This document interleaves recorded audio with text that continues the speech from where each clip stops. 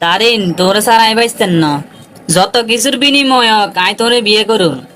আঙ্গ এই সম্পর্ক তোর পরিবারেও মানে নিত না, আর পরিবারেও মানে নিত না।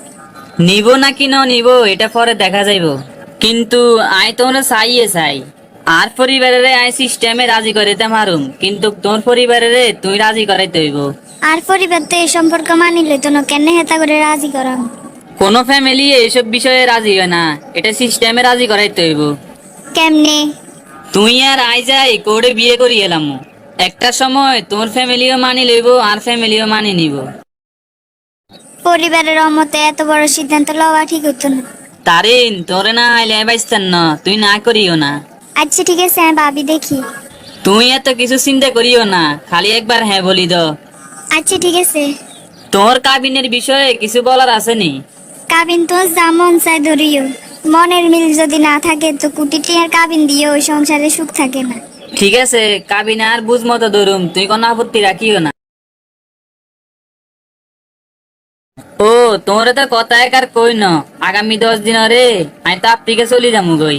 কাগজপত্র সব ঠিক হয়ে গেছে। আমরা বিয়ে করি এলাইছি, অন্য ফ্যামিলিতেও কই না, এর মধ্যে তুমি বিদেশ চলে যা রয় কেন কি রুম। এটা লই কোনো চিন্তা করিও না, আঙ্গ মোবাইলে যোগাযোগ থাকবো। অন্তত তুমি বিদেশ যাবার আগে তোমার পরিবারের আঙ্গ বাড়ি থাকাও। অনেক কথা বাড়ান যাইত না, অনেক টাকা ঋণ করি বিদেশ যাইয়ের। ঋণ ইগুন পরিশোধ করি এলাইলে তারপর এক ব্যবস্থা করুম।